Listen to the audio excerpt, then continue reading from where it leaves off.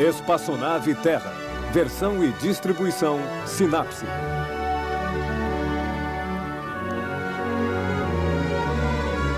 Terra, nossa nave espacial. Bem-vindo a bordo para esta viagem de 1 ano em torno do Sol. Estamos aqui e chegaremos na estação equinócio de outono em 12 semanas. É verdade, a Terra gira em torno do Sol, mas não em círculo, em elipse. Nos primeiros dias de julho, passamos no ponto mais afastado do Sol. Mas então, por que faz tanto calor? Na verdade, a diferença entre perto do Sol e longe do Sol não é tão grande.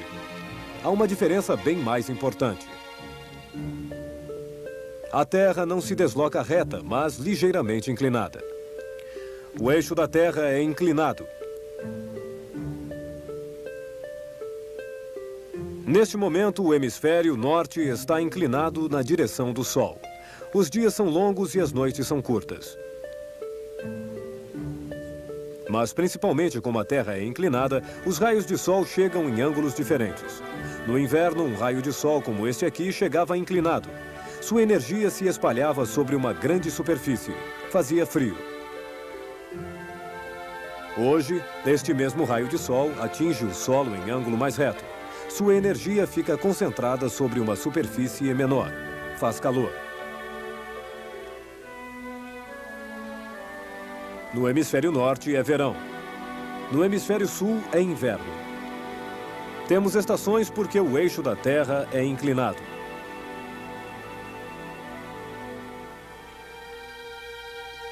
A Terra viaja em uma órbita em forma de elipse, mas esta elipse só desvia de um círculo perfeito 2 centímetros. Pode-se dar conta de uma deformação tão pequena?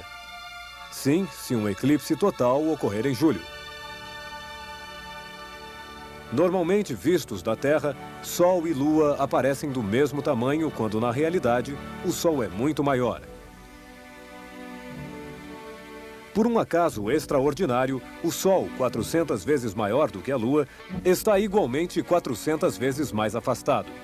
Assim, a Lua aparece do mesmo tamanho que o Sol e o cobre exatamente. Mas no mês de julho, quando a Terra fica mais afastada, o Sol aparece menor do que a Lua.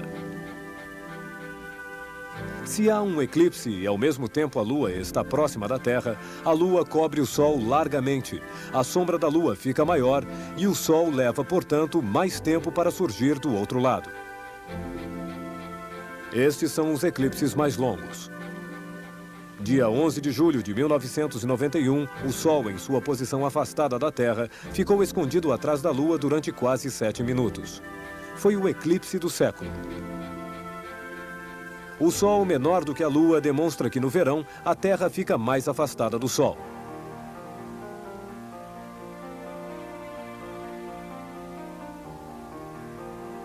A excentricidade de nossa órbita diz respeito a todos nós. Como todos os planetas, a Terra avança mais rápido em seu trecho próximo ao Sol e mais devagar no trecho afastado. Entre dezembro e janeiro, a Terra, aproximando-se ligeiramente do Sol, acelerou. Afastando-se do Sol, a Terra ralenta como um trem que sobe uma encosta. O Sol próximo a atrai mais. Neste momento, a Terra avança então mais lentamente. Ela adquire atraso. Para percorrer a metade verão de sua órbita, ela levará 6 dias a mais do que para a metade inverno. Equinócio de primavera, 20 de março. Equinócio de outono, 23 de setembro. 3 dias a mais. Observe seu calendário. Esta metade verão, de março a agosto, contém 4 longos meses de 31 dias, enquanto a metade inverno, de setembro a fevereiro, fica encurtada pelo mês de fevereiro com apenas 28 dias. Isso conta 3 dias a mais. Chegaremos então à estação equinócio de outono com 6 dias de atraso. Com esta Terra que circula com velocidade variável e nossos relógios que marcam um tempo regular, certamente haverá deslocamentos. Você pode vê-los. Tome referências em sua casa. Repare onde o Sol se põe. No dia do solstício de inverno, o Sol se põe aqui. No dia do solstício de verão, aqui. Todo ano, à medida em que os dias se prolongam e se encurtam, o Sol faz um vai e vem e a cada pôr do sol de primavera corresponde um pôr do sol de outono. No equinócio de primavera, o Sol se põe aqui às 20 horas. No equinócio de outono, no mesmo lugar, também às 20 horas. Tudo vai bem, mas 40 dias antes e após o equinócio, as coisas acontecem de forma diferente. 40 dias antes do equinócio, em fevereiro, o Sol se põe aqui às 19 horas. E 40 dias após o equinócio, em novembro, aqui, exatamente no mesmo lugar. E a mesma hora? Não. Meia hora antes, às 18h30. Por que no mesmo lugar, mas não à mesma hora? Porque no outono a Terra ralentou e porque nossos relógios com velocidade regular indicam um avanço. O Sol se põe no mesmo lugar do dia correspondente da primavera, mas nossos relógios marcam meia hora de antecedência.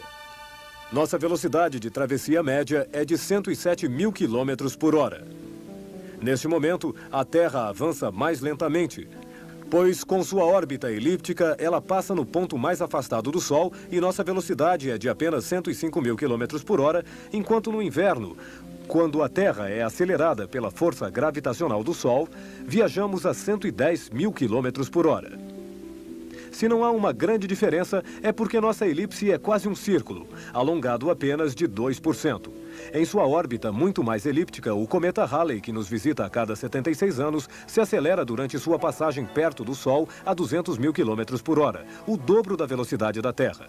Depois, quando ele retorna na direção distante de Netuno, ralenta a 3.600 km por hora, 30 vezes mais lento do que a Terra. Com uma elipse tão elíptica, pode-se imaginar que o Sol, de alguma forma, lança para longe o cometa, que a meio percurso ralenta para voltar na direção do Sol.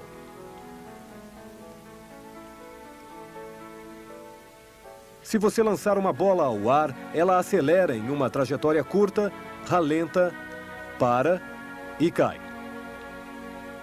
A Terra está em queda permanente na direção do Sol, mas nada de pânico. Nessa trajetória quase circular, as forças centrífugas nos mantêm solidamente, todos em órbita.